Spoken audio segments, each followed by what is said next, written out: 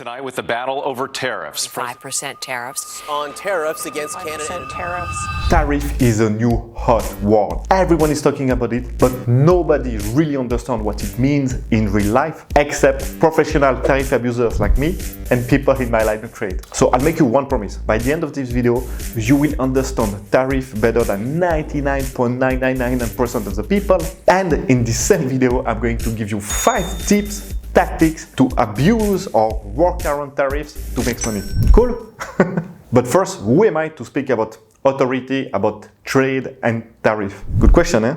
If you are new to this channel, I'm Damien and I've been an international commodity trader my entire career. I've purchased, sell, store and ship raw materials, ingredients and commodities worldwide. And there is something that you need to know about physical commodity trader. They all have tiny margin.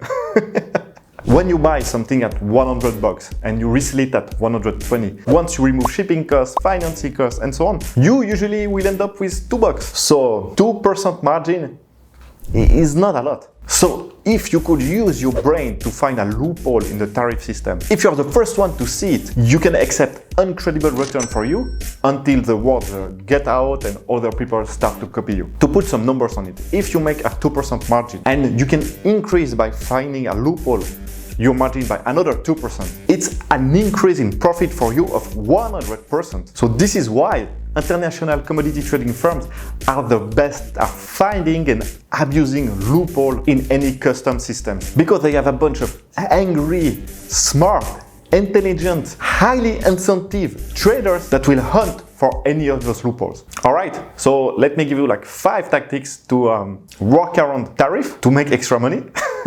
I promise I will use real example from my real life as a commodity trader on how we just played with the system and got away with it. Or, I mean, we did not do anything illegal. Some tactics are illegal, you'll see, but there is a legal way to do it, and this is what we did. All right, so let's start with the most common tactic used to bypass tariff. So this is the lowest level tactic. It's incredibly speed because you can get a quote very easily, but people are doing it left and right, so yeah, you need to know. Change of origin, easy mode. So it works like that.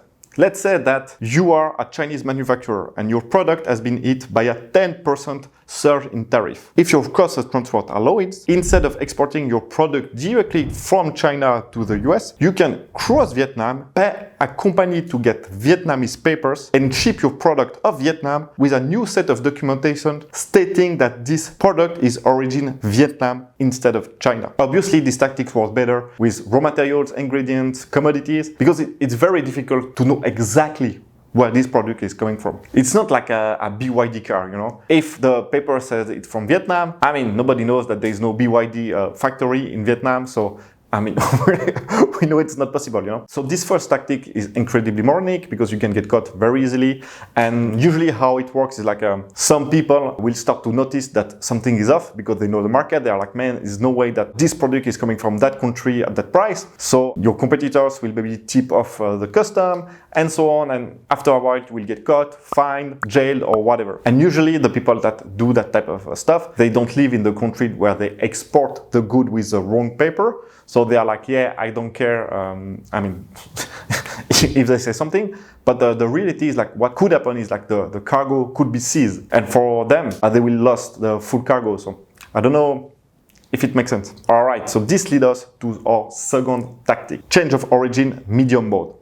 So changing origin by just paying a shady company in another country to get the paper is not really a sustainable way to But this method is a little bit more advanced. Here, the ID is the same as the first ID, but you are going to use one of your competitors. Yeah, I know it's weird. Let me explain. Let's say that you are a producer in South Korea and your competition is from China. Your competition has just got hit by a tariff of 50%. So now you are happy as a South Korean producer because you can export to that country 50% lower than the Chinese competitor. You are happy, a lot of new orders come in, so your factory is working at 110% of its capacity, your factory is full. But you still have a lot of new orders that you cannot really do anything with because you're already working as much as you can. So then your Chinese competitor comes to you and say, hey, look, I think there is something here to do, man. I see your factory is full, but you have a lot of orders that you cannot fulfill. So let's do this. I will sell to you my product, I will ship it to your factory, and then you will resell it as it were your product. So for you, it's just pure profit.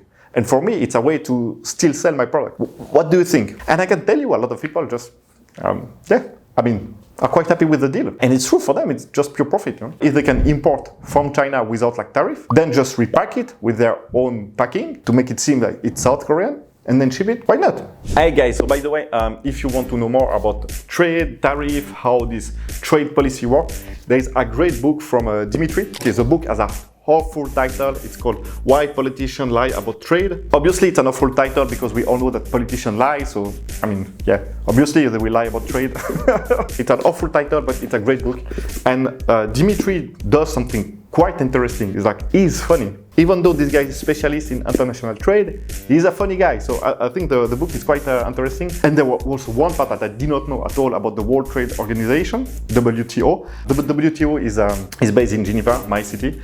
And I know a bunch of people that work there, but I did not know how corrupt and broken the system was. That was also quite interesting. So yeah, a very great book. So if you want to learn more about trade and trade policy, I will put, I think, a link below this video. All right, back to the tactics. Change of origin, hardcore mode.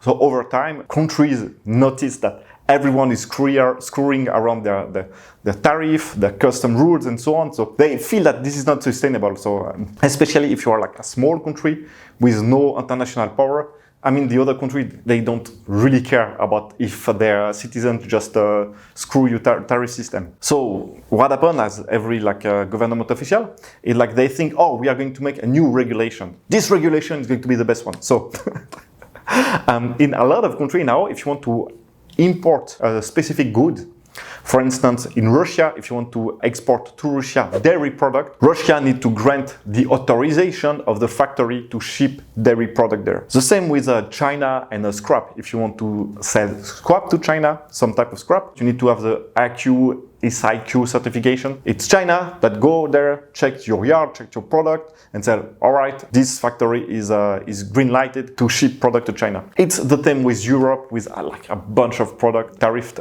So yeah, a bunch of countries have those rules that the factory that export to their country needs to be licensed, certificate, or whatever, green light to ship there. And here there's a massive loophole. So some people noticed what type of form, what type of papers you need to fill to be registered as a company able to ship product to that country. They noticed that in some countries, they don't really come check to see that you really have a factory. So basically, they don't send nobody. You just need to file a bunch of papers, send a bunch of documents, pictures, or whatever, and then you can get your factory license granted to export. So some guys noticed that and they were like, all right, so maybe I can fake a factory.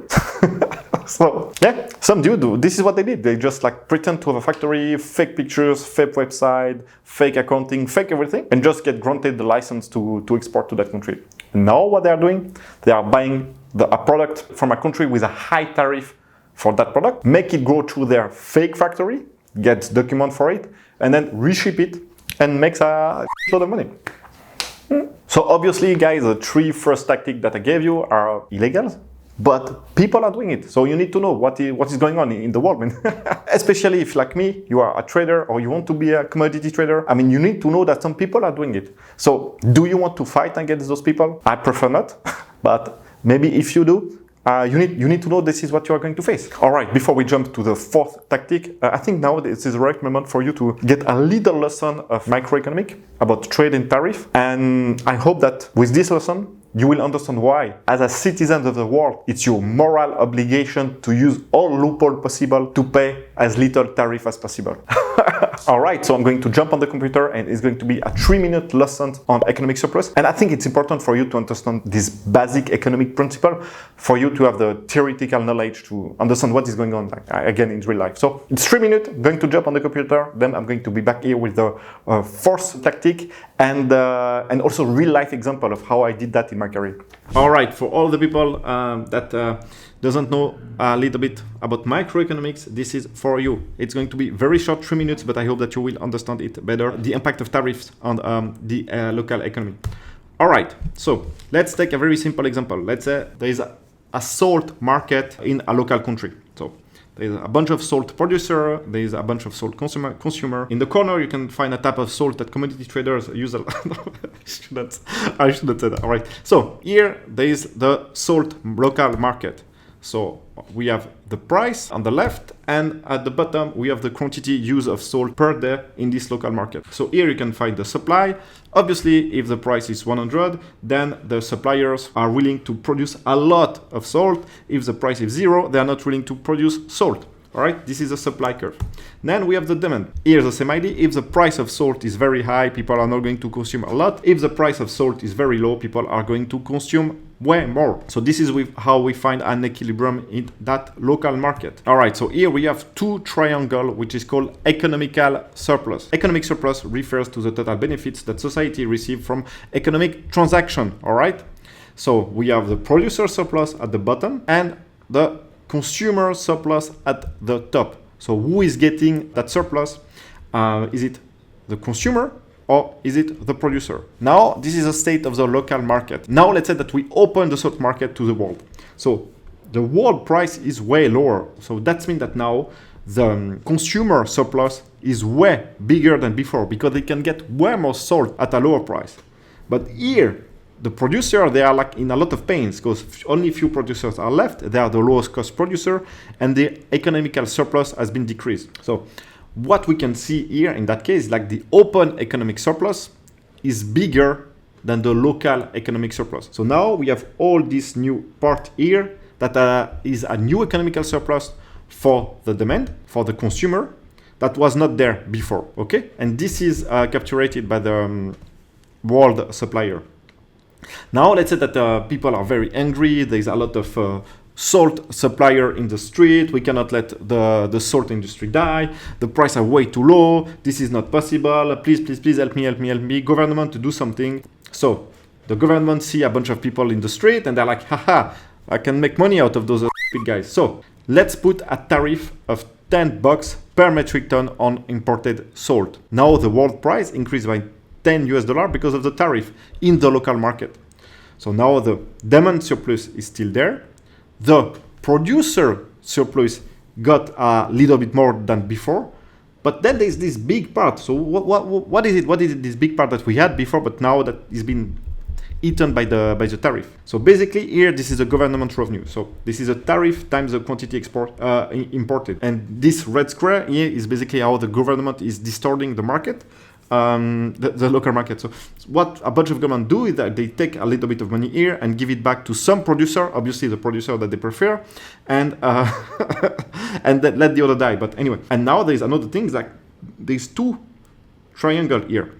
Those two triangles, what are they? So this is called dead weight loss. So this is by the introduction of this tariff and that the government is taking money, there is a lot of dead weight in the economy, and this is those two triangles that are just pure loss for the economy. All right, so I hope that now you know better and that you understand why, as a citizen of the world, you need to do everything that you can to pay as little tariff as possible, because it decreases dead weight in the economy. Less revenue in the parasitic government pocket and more revenue in the productive economic pocket. Yeah, okay, all right. Let's speak about the fourth tactic, bend the value added rules.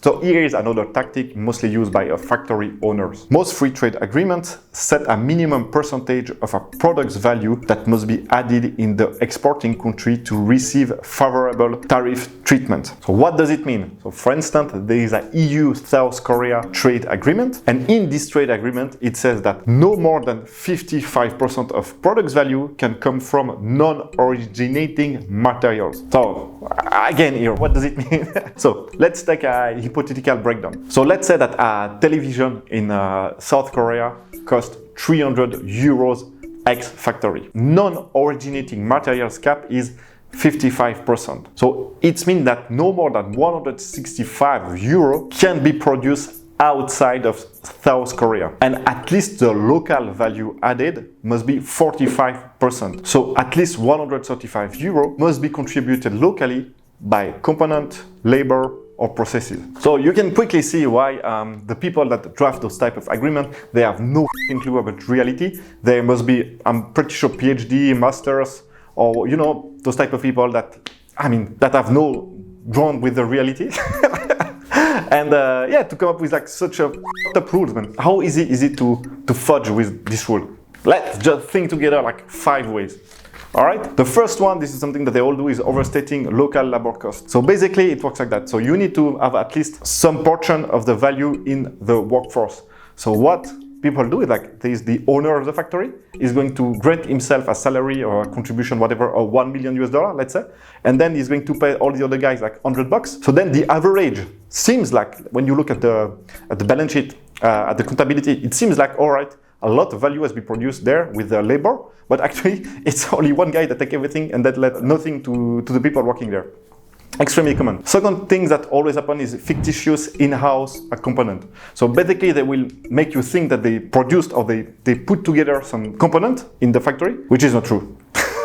It's just not true. They just take it like this and then they say, oh yeah, we aggregate everything here. So this is the value added that we produce here, but no, they just buy it already like this. Third thing that they always do is transformation in name only. So they said that they transform a product. We are going to make some kind of chemicals, but no, they don't. Again, they just take it like this and then ship it like that from the factory. So the first one is, this one is a bit more technical. It's like mixing or swapping component in the warehouse. So let's say that you need to use some type of raw material from one specific origin for this country. So let's say you ship to Europe and you need to use like South Korean raw material, right? So in your house, what you're going to do is you are going to buy a little bit of South Korean raw material, so then you can prove that you use it. But then you are going to buy, I don't know, like 80% of Chinese raw materials, way cheaper. And then you are going to mix it in the warehouse just to pretend to the European customer that you use a South Korean component, even though 80% of them or 90% of them is from China. And the fifth one is something also that you can quickly see is like misreporting location of assembly. So they will say that, okay, we assembled that here, but actually it was done there. But you can see, man, those type of rules make no sense because it's so easy to go around them. And also sometimes they are very confusing. What does it mean like processes must be done there? What does it mean? It's always a gray shady area, so everyone can argument everything and you can not really draw a line. All right, guys, so before we jump on the last tactic, so now you need to understand another concept, which is the HS code concept. And don't worry, there is no PowerPoint involved in this concept that I'm going to explain. It's really quick, 3 minutes, and you will get it. So you need to understand what HS code is and how to use it. HS code stands for Harmonized System Code, a standardized numerical system used globally to classify traded goods. It's like a common language for custom authorities, traders, and governments. The system is maintained by the World Customs Organization. So let's say you ship coffee from Brazil to Switzerland. The customs needs to know exactly what are in the containers, and they will not open all the containers. So what they are going to do is they are going to request the exporter and the importer to state a HS code. The HS code is a numerical number that will state which coffee there is in this container. So then the custom can see, all right, which tariff, which rules, which regulation this cargo follow. Let's just take coffee, for example. 09012100. So this is the HS code for coffee. 09 means that this is in the category of coffee, tea, spices. 01 means this is the subcategory of coffee. And 21 means this is roasted coffee, not decaffeinated. So now the next question is like, how do I know which HS code I need to use for my product? And this is a really good question. So how I use it is I always go to the same website, which is the website from the Swiss custom, and it's very well done, very easy to find the HS code for each product. I'll show you, I hope it will make more sense. All right, guys, so here we can put the HS code. This is a Swiss website. Let's do the search. And now we see here the product, this HS code mean this product. So it's in the 09 category, coffee, tea, mate, and spice. It's in the 0901 subcategory.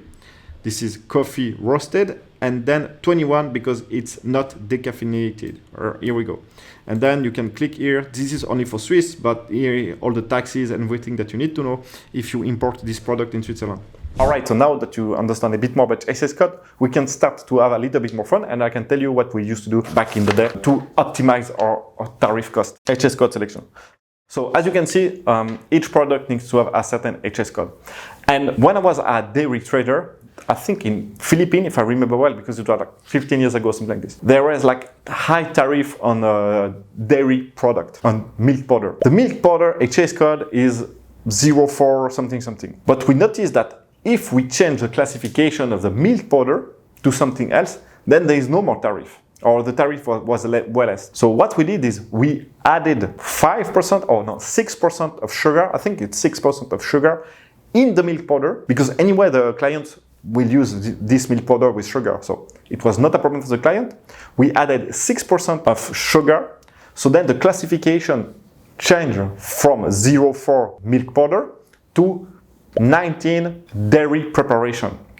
And this 19 HS code in Philippines back in the day, I don't know if this is still the case, was not taxed at the same rate that the 04. So this is completely legal. Basically, we did nothing wrong, but we just optimize the HS code for our client usage, so then we pay less taxes. All right, so I hope that you liked this video and that you learned something. And if after everything that I said, you still want to break into the world of physical commodity trading and become a tax tariff optimizer, yeah, just click in the link below and you will end up on the Shipping Commodity Academy. This is my company where we teach about the job. All right, ciao, ciao.